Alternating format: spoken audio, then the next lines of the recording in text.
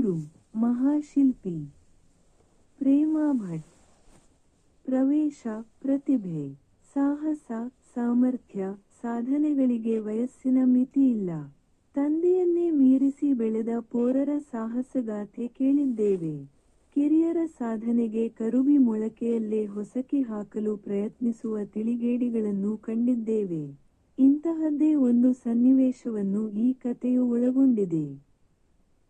ಶಿಲ್ಪಿ ಧರ್ಮಪದನು ಕೋನಾರ್ಕ ದೇವಾಲಯದ ಮಹಾದ್ವಾರಕ್ಕೆ ಕಲಶ ಕೂಡಿಸಲು ವಿಷುವಿನ ಹತ್ತಿರಕ್ಕೆ ಬಂದ.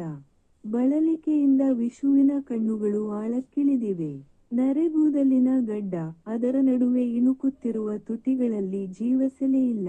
ಎದೆಯಲ್ಲಿ ಉತ್ಕಟವಾದ ಪ್ರೇಮ ತುಂಬಿ, ತಂದೆಯನ್ನು ಅಪ್ಪಿಕೊಳ್ಳಬೇಕೆಂಬ ಬಯಕೆ ಧರ್ಮಪದನಿಗೆ. ಬಹುಕಾಲದ ಆಗಲಿಕೆ ಅವನ ಜೀವವನ್ನು ಹಿಂಡಿತ್ತು. ಬಯಕೆ ತೀವ್ರವಾಗುತ್ತಿದ್ದಂತೆ ಒತ್ತಿ ಬಂದ ಭಾವನೆಯನ್ನು ಹತ್ತಿಕ್ಕಿಕೊಂಡ. ಮೊದಲು ಕೆಲಸ ಪೂರ್ಣಗೊಳಿಸೋಣ. ತಂದೆಗೆ ತಾನು ಮಗನೆಂದು ತಿಳಿದರೆ ಈ ಪೋರ ಏನು ಮಾಡಬಲ್ಲ? ಆತನಿಂದಾಗದು ಎನ್ನುವ ಭಾವನೆ ಬರಬಹುದು. ಇಲ್ಲ, ಮಗನ ಮುಂದೆ ತಾನು ಚಿಕ್ಕವನಾಗಿಬಿಟ್ಟೆನಲ್ಲ ಎಂಬ ನೋವಿನಿಂದ ನರಳಬಹುದು. ಅಮ್ಮ ಹೊರಡುವ ಮುನ್ನ ಕೊಟ್ಟ ಎಚ್ಚರಿಕೆಯ ಗಂಟೆಯ ನೆನಪು ಬಂದು ತಮ್ಮಿಬ್ಬರ ನಡುವಿನ ಸಂಬಂಧ ಕುರಿತು ಮಾತನಾಡಲಿಲ್ಲ.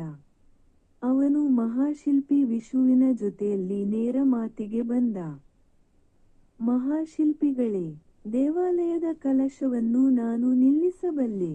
ಅನುಮಾನ ಬೇಡ, ಅವಕಾಶ ಕೊಟ್ಟು ನೋಡಿ. ಪ್ರಯತ್ನಕ್ಕೆ ಜಯ ಖಂಡಿತ. ನಿಮ್ಮ ನಿಟ್ಟುಸಿರು ನೀಗುವಂತೆ ಮಾಡುತ್ತೇನೆ. ದಯಮಾಡಿ ಆಲಕ್ಷಿಸಬೇಡಿ ಎಂದ. ಎದೆಯುದ್ದ ಬೆಳೆದಿದ್ದ ಆ ತರುಣನನ್ನು ತದೇಕ ಚಿತ್ತದಿಂದ ನೋಡಿದ ವಿಷು. ಸುಂದರ ಮೊಗದ ದೃಢಕಾಯದ ವ್ಯಕ್ತಿ ಮುಂದೆ ನಿಂತು ತನ್ನ ಅಭಿಲಾಷೆಯನ್ನು ವ್ಯಕ್ತಪಡಿಸುತ್ತಿದ್ದಾನೆ. ತನಗೂ ಒಬ್ಬ ಮಗನಿದ್ದಾನಲ್ಲವೇ? ಅವನು ಇವನಾಗಿರಬಾರದೇಕೆ? ದೂರದೂರಿನಲ್ಲಿ ಆತನನ್ನು ಬಿಟ್ಟು ಬಂದಾಗ ಅವನು ಚಣ್ಣ ತೊಡುತ್ತಿದ್ದ. ಅವನ ವಯಸ್ಸು ಆಗ 6, 7. ಈಗವನಿಗೆ 17ರ ಪ್ರಾಯದ ಅಂಚು. ಇವನಿಗೂ ಅಷ್ಟೇ ಇರಬಹುದು. ನಿನ್ನ ವಯಸ್ಸೆಷ್ಟು ಮಗು? ಹೆಸರೇನು? ಎಂದು ಕೇಳಿದ ವಿಷು. ನನಗೀಗ 20ರ ಹರೆಯ. ಹೆಸರು ಮುಕುಂದ ಬೇಕೆಂದು ಧರ್ಮಪದ ಹೆಸರು ಮತ್ತು ವಯಸ್ಸನ್ನು ಬದಲಾಯಿಸಿದ. ಹಾಗಾದರೆ ಇವನು ಆ ದೂರದೂರಿನಲ್ಲಿ ಬಿಟ್ಟು ಬಂದ ನನ್ನ ಮಗನಲ್ಲ ಎಂದು ವಿಷು ಯೋಚಿಸುತ್ತಿದ್ದಂತೆ, ಈಗೇನು ನೀವು ನನಗೆ ಒಂದು ಅವಕಾಶ ಕೊಟ್ಟು ನೋಡುತ್ತೀರೋ ಇಲ್ಲವೋ ಎಂಬ ಪ್ರಶ್ನೆ ಬಂದಿತು ಧರ್ಮಪದನಿಂದ. ಆಯ್ತಪ್ಪ, ಇಲ್ಲ ಎಂದು ಹೇಳುವುದಕ್ಕೆ ನಾನು ಯಾರು? ದೈವ ಸಂಕಲ್ಪ. ಯಾರಿಂದ ಏನಾಗಬೇಕು ಅದು ಆಗಲೇಬೇಕು. ನಿನ್ನ ಸಾಮರ್ಥ್ಯ, ಸಂಕಲ್ಪವನ್ನು ಏನೆಂದು, ಎಷ್ಟೆಂದು ಪರೀಕ್ಷಿಸಿ ಬಿಡೋಣ. ನಡಿ ಮಗು, ಕೆಲಸ ಮುಂದುವರೆಸು. ತಂದೆಯಿಂದ ಅನುಮೋದನೆ ಸಿಕ್ಕಿದ್ದೇ ತಡ. ಧರ್ಮಪದ ಉಳಿಯನ್ನು ಕೈಗೆತ್ತಿಕೊಂಡ. ಆತ್ಮವಿಶ್ವಾಸ ಧರ್ಮಪದನ ಶಕ್ತಿಯನ್ನು ವೃದ್ಧಿಸಿತು. ನಗುಮೊಗದಿಂದ ಕೆಲಸಕ್ಕೆ ಕೈ ಹಾಕಿದ. ಆ ಹುಡುಗನನ್ನು ಸುಮ್ಮನೆ ನೋಡುತ್ತಾ ಕುಳಿತುಕೊಂಡ ವಿಷು. ಧರ್ಮಪದ ಕಲಶ ಕೂಡಿಸಬೇಕಾದ ಜಾಗವನ್ನು ಕ್ಷಣವೆರಡು ಕ್ಷಣ ನಿರೂಪಿಸಿದ. ಅಲ್ಲಾಗಿರುವ ಲೋಪ ಹುಡುಗನ ಸೂಕ್ಷ್ಮಮತಿಗೆ ತಟ್ಟನೆ ಹೊಳೆಯಿತು. ತಡಮಾಡದೆ ಅವನು ಕೆಲಸ ಮುಂದುವರೆಸಿದ. ವಿಷು ಮತ್ತು ಉಳಿದ ಶಿಲ್ಪಿಗಳು ನೋಡುತ್ತಿದ್ದಂತೆಯೇ ಕಲಶ ಕೂಡಿಸಿಬಿಟ್ಟ.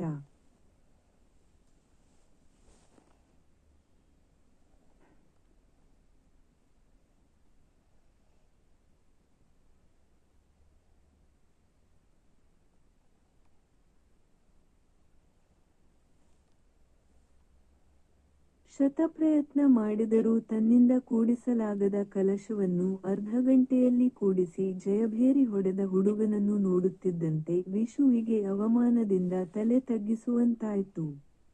ತನ್ನ ಪ್ರತಿಭೆಗೆ ಮುಳ್ಳಾಗಿ ಇವನು ಎಲ್ಲಿಂದ ಬಂದ? ಈಗಿವನು ಮಹಾರಾಜನಿಂದ ಬಿರುದು ಬಾವಲಿಗಳನ್ನು ತನ್ನೆದುರೇ ಪಡೆಯುತ್ತಾನೆ. ತಾನೀಗ ಕೈ ಕೆಳಗೆ ಕೆಲಸ ಮಾಡುತ್ತಿದ್ದ ಇತರ ಶಿಲ್ಪಿಗಳ ಮುಂದೆ ಅವಮಾನಿತನಾಗಿದ್ದೇನೆ ಎಂದು ಯೋಚಿಸುತ್ತಾ ಉದ್ವೇಗಕ್ಕೊಳಗಾದ ವಿಷು ಜ್ಞಾನ ತಪ್ಪಿ ಕೆಳಗುರುಳಿದ. ಜನ ಅವನನ್ನು ಸುತ್ತುವರೆದರು. ಎದ್ದು ಹೋಗಿ ತಂದೆಯನ್ನು ಸಾಂತ್ವನ ಪಡಿಸಬೇಕು ಎನ್ನಿಸುತ್ತಿದೆ ಧರ್ಮಪದನಿಗೆ. ಆದರೆ ಅವನಿಗೆ ಸಾಧ್ಯವಾಗುತ್ತಿಲ್ಲ. ದೂರದೂರಿನಿಂದ ನಡೆದು ಬಂದ ಶ್ರಮ ಬೇರೆ, ಕಲಶ ಕೂಡಿಸಲು ಪಟ್ಟ ದಣಿವು ಬೇರೆ, ಅದರ ಜೊತೆಗೆ ಹೊಟ್ಟೆ ಬೇರೆ ಹಸಿದಿದೆ. ಆಗಲೇ ಶಿಲ್ಪಿಗಳು ಅನೇಕರು ಅವನ ಮೇಲೆ ಕಣ್ಣಿಟ್ಟಿದ್ದಾರೆ. ಇಷ್ಟು ಚಿಕ್ಕ ವಯಸ್ಸಿನಲ್ಲಿ ಎಂಥ ಪ್ರತಿಭೆ ಇವನಿಗೆ. ಅವನನ್ನು ಬೆಳೆಯಲು ಬಿಡಬಾರದು.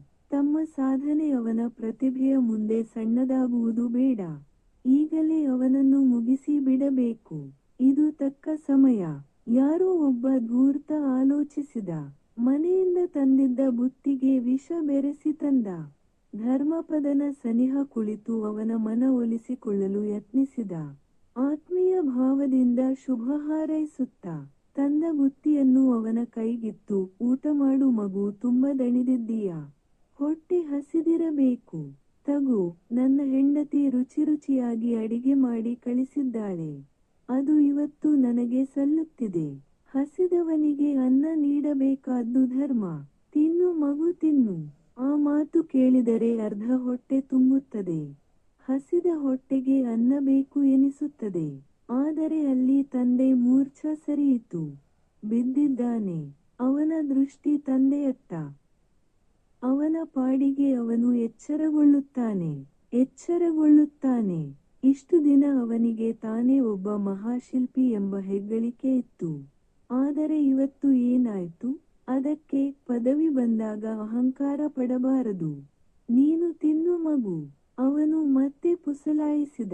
ಬುತ್ತಿಯಲ್ಲಿದ್ದ ರೊಟ್ಟಿಯನ್ನು ಧರ್ಮಪದ ಇನ್ನೇನು ಕಚ್ಚಿ ತಿನ್ನಬೇಕು. ಆಕಾಶಮಾರ್ಗವಾಗಿ ಹಾರುತ್ತಾ ಬಂದ ಗಿಡುಗ ಒಂದು ಬುತ್ತಿಗೆ ಎರಗಿ ರೊಟ್ಟಿಯನ್ನು ಕಚ್ಚಿಕೊಂಡು ಹಾರಿ ಹೋಯಿತು. ಬುತ್ತಿಯಲ್ಲಿದ್ದ ತಿನಿಸು ಮಣ್ಣುಗೂಡಿತು. ಅಯ್ಯೋ, ಅನರ್ಥವಾಯಿತು. ಅವನು ಗೊಣಗಿಕೊಂಡ. ಹೋದರೆ ಹೋಯಿತು, ಋಣವಿಲ್ಲ. ಅನ್ನದ ಋಣ ಇರಬೇಕಲ್ಲ.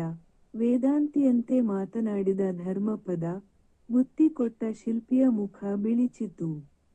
ಅವನು ಹೆದರಿದಂತೆ ಕಂಡ.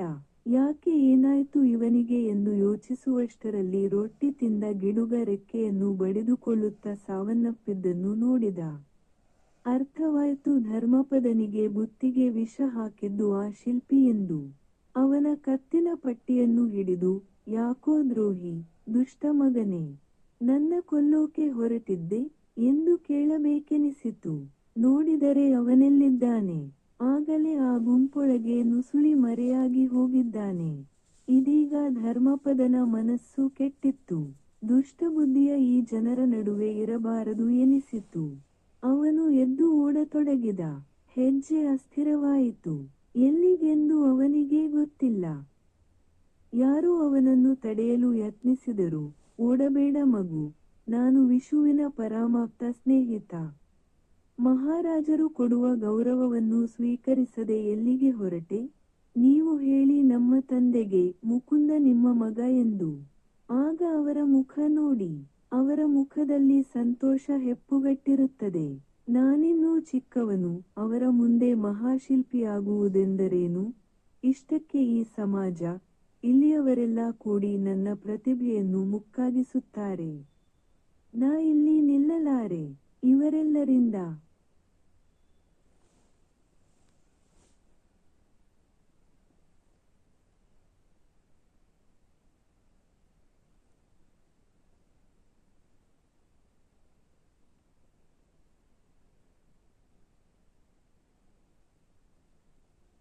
ತಪ್ಪಿಸಿಕೊಂಡು ಓಡಬೇಕು.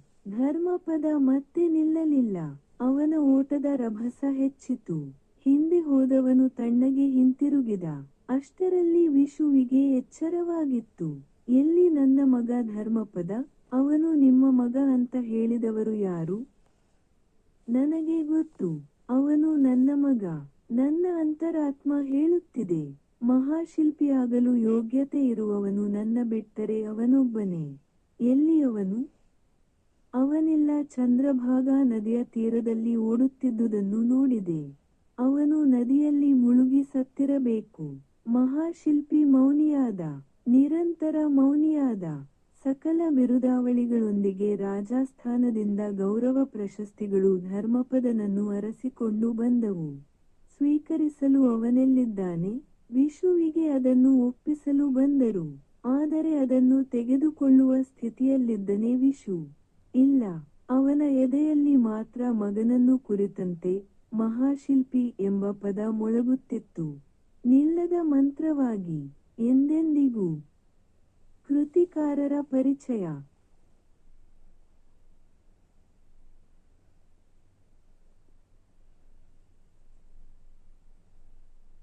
ಪ್ರೇಮಾ ಭಟ್ ಇವರು ಸೆಪ್ಟೆಂಬರ್ 1941 ಉಡುಪಿ ಜಿಲ್ಲೆಯ ಲೇಯಹೆರ್ಗದಲ್ಲಿ ಜನಿಸಿದರು.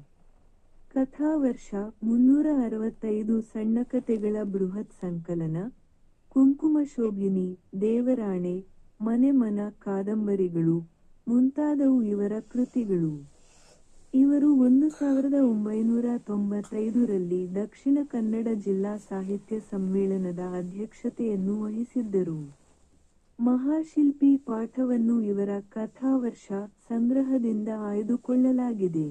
ಈ ಪಾಠದ ಹಿನ್ನೆಲೆಯ ಕತೆ, ಜಗತ್ತಿನ ಶ್ರೇಷ್ಠ ದೇವಾಲಯವೊಂದನ್ನು ಕಟ್ಟಿದ ಮಹಾಶಿಲ್ಪಿ ಎಂದು ಆಗಲೇ ಪ್ರಸಿದ್ಧನಾಗಿದ್ದ ವಿಷು ಮತ್ತು ಅವನ ಮಗನನ್ನು ಕುರಿತ ಕರುಣಕಥೆ. ಈ ದೇವಾಲಯದ ಕೆಲಸ ಪ್ರಾರಂಭವಾಗಿ 12 ವರ್ಷಗಳು ಕಳೆದಿವೆ. ಸಾವಿರಾರು ಶಿಲ್ಪಿಗಳ ಶ್ರಮದಿಂದ ದೇವಾಲಯದ ಕೆಲಸ ಮುಗಿದು ಕಲಶವನ್ನು ಕೂರಿಸುವ ಕೆಲಸ ಮಾತ್ರ ಬಾಕಿಯಿದೆ. ಯಾರೇ ಪ್ರಯತ್ನಿಸಿದರೂ, ಕೊನೆಗೆ ಮಹಾಶಿಲ್ಪಿ ವಿಷುವೇ ಪ್ರಯತ್ನ ಮಾಡಿದರೂ ಕಲಶ ಕೂಡಿಸಲು ಆಗಿಲ್ಲ. ದೊರೆಯು ವಿಷಯವನ್ನು ಸಾರ್ವಜನಿಕರ ಪ್ರಯತ್ನಕ್ಕೆ ತೆರೆದಿಟ್ಟು ಭಾರೀ ಬಹುಮಾನವನ್ನು ಗೌರವ ಪ್ರಶಸ್ತಿಗಳನ್ನು ಘೋಷಿಸಿದ್ದಾನೆ. ಈ ಸ್ಪರ್ಧೆಗೆ 12 ವರ್ಷಗಳಿಂದ ತಂದೆಯ ಮುಖ ನೋಡದ ಮಗ ಧರ್ಮಪದನು ಹೊರಟಿದ್ದಾನೆ. ಅವನು ಶಿಲ್ಪಶಾಸ್ತ್ರ ಪರಿಣಿತ. ಆದರೆ ತನ್ನ ಹೆಸರನ್ನು ವಿಷುವಿಗೆ ತಿಳಿಸಬಾರದೆಂದು ತಾಯಿ ಚಂದ್ರಲೇಖಾ ಮಗನಿಗೆ ಕಟ್ಟಪ್ಪಣೆ ಮಾಡಿದ್ದಾಳೆ. ಮಹಾಶಿಲ್ಪಿಗೆ ತನ್ನ ಮಗನೇ ತನಗೆ ಪ್ರತಿಸ್ಪರ್ಧಿಯೆನ್ನುವುದು ತಿಳಿದರೆ ಅವನಿಗೆ ಆಘಾತವೂ ಅವಮಾನವೂ ಆಗಬಹುದೆಂದು ತಾಯಿಗೆ ಭಯ.